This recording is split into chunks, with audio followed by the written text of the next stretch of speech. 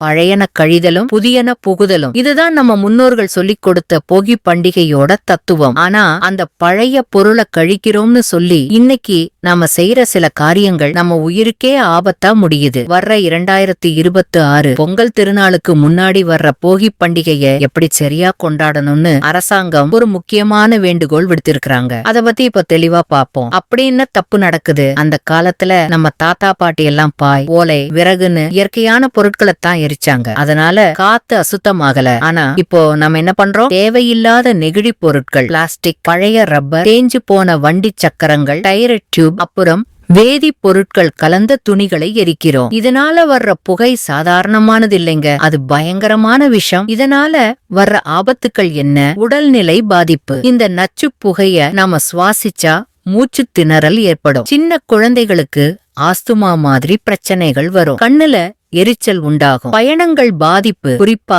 சென்னை மாதிரி இடங்கள்ல போகி அன்னைக்கு கிளம்புற அடர்ந்த புகையால வானூர்திகள் லைட்ஸ் வந்து இறங்குறதுலயும் கிளம்புறதுலயும் பெரிய தாமதம் ஏற்படுது. சாலை விபத்துகள். ரோட்ல வண்டி ஓட்டுறவங்களுக்கு முன்னாடி என்ன இருக்குன்னே தெரியாத அளவுக்கு புகை மூட்டம் இருக்கும். இதனால தேவையில்லாத விபத்துகள் நடக்குது. அரசாங்கம் என்ன செய்ய போறாங்க? கடந்த 21 வருஷமா தமிழ்நாடு மாசு கட்டுப்பாட்டு வாரியம் இதுக்காக பிரச்சாரம் செஞ்சுட்டு வராங்க. இந்த வருஷமும் சென்னை முழுக்க 15 இடங்கள்ல காத்தோட தரம் எப்படி இருக்குன்னு 24 மணி நேரமும் மோப்பம் பிடிக்க போறாங்க மானிட்டர். காத்து எவ்வளவுக்கு எவ்வளவு அசுத்தமா இருக்குங்கிற தகவலை அவங்க இணையதளத்திலையும் வெளியிடுவாங்க. நம்ம கடமை என்ன? மக்களே, பண்டிகைங்கிறது சந்தோஷமா இருக்கத்தான். அது மத்தவங்களுக்கு தொந்தரவோ உயிருக்கு ஆபத்தோ தரக்கூடாது. அதனால இந்த முறை போகி அன்னைக்கு டயர், ரப்பர், நெகிழி பொருட்களை எரிக்காதீங்க. புகையில்லாத போகியை கொண்டாடி நம்ம இயற்கையையும் நம்ம மக்களோட ஆரோக்கியத்தையும் பாதுகாப்போம். என்ன மக்களே, இந்த தகவல் உங்களுக்கு பயனுள்ளதா இருந்ததா? பொங்கல் பண்டிகை பத்தின